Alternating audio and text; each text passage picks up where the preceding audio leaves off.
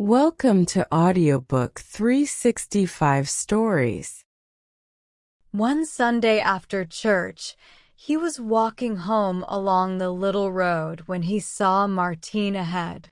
She was walking with her dad, who looked like a rich farmer. Martine wore a special dress only worn once a week. Her dad wore a gray coat and a round hat. Benoist only saw Martine's back, but he knew her face well. He thought to himself, "Wow, Martine is a nice girl."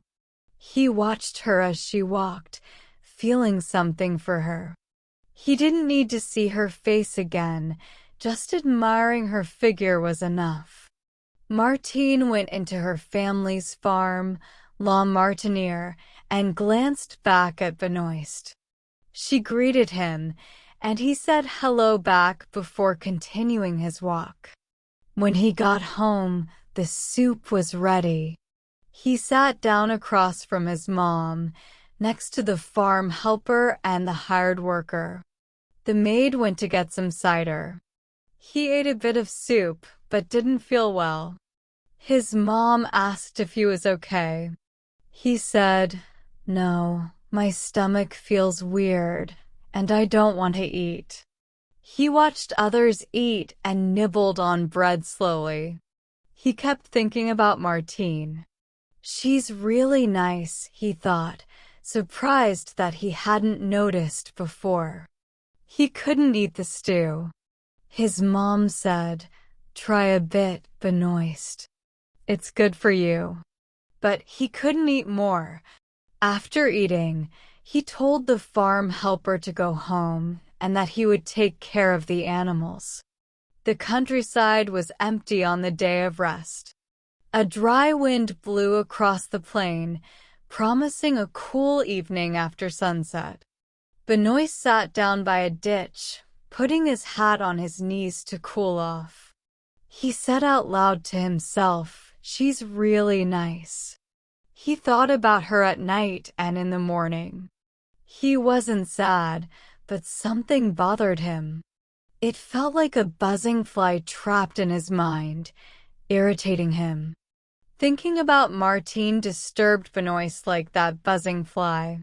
He wanted to see her again and walked by her house many times.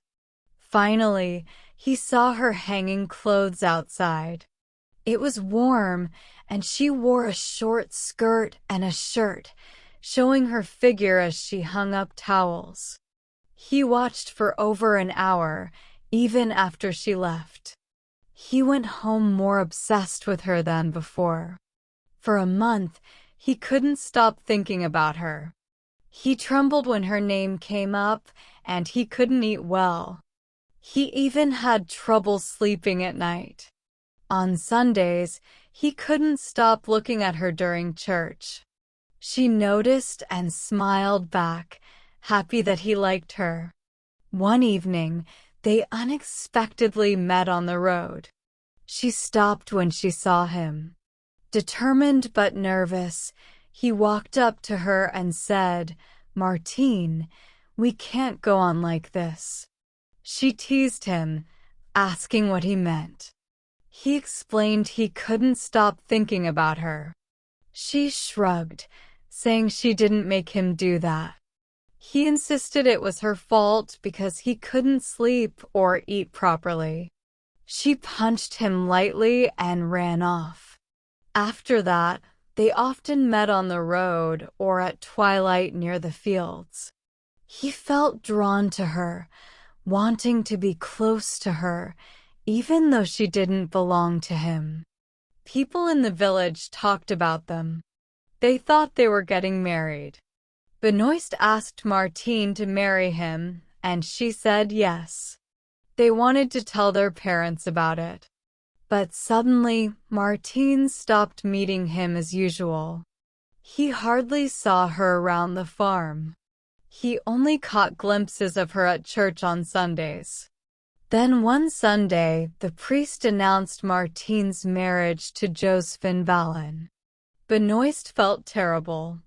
He cried and stayed in his room for a month. When he went back to work, he couldn't forget about Martine. He avoided roads near her house to avoid seeing her.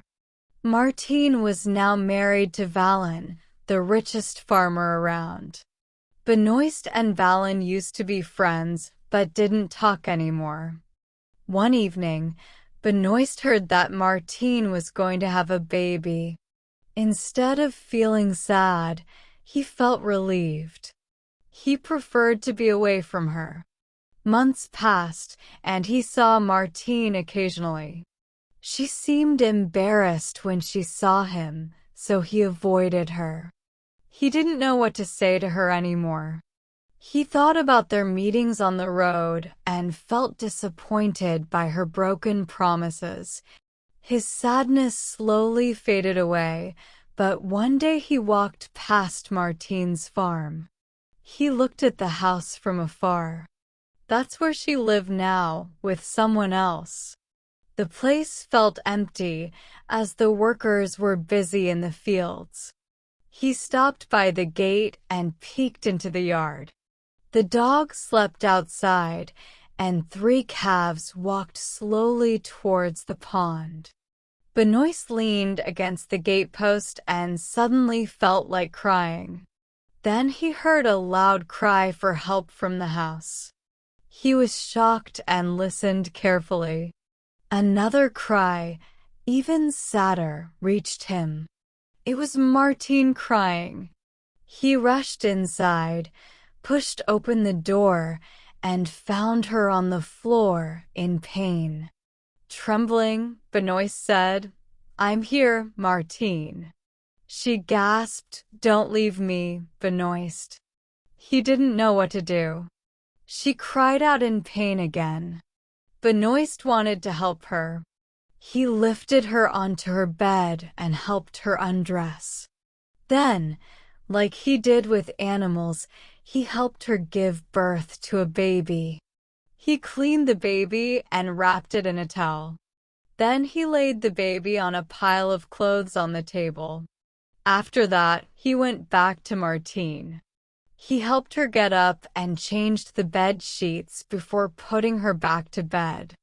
Martine thanked him, feeling a bit sad. Benoist didn't love her anymore, not at all. He didn't know why or how. But what happened made him feel better than being away for 10 years. Exhausted, Martine asked, "What is it?" Benoist calmly said, "It's a beautiful baby girl." They were quiet for a while. Then, Martine weakly asked to see the baby. Benoist showed her the baby like it was something very special. Suddenly, Josephine Valen walked in. Benoist was shocked at first, but then realized what happened. In surprise, Benoist said, "I heard her crying and came here." "Here's your baby, Valen."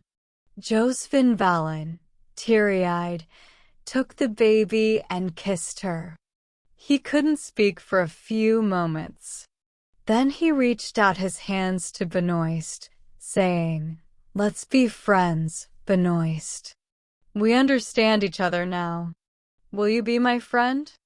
Benoist replied, "Yes, I will, of course I will."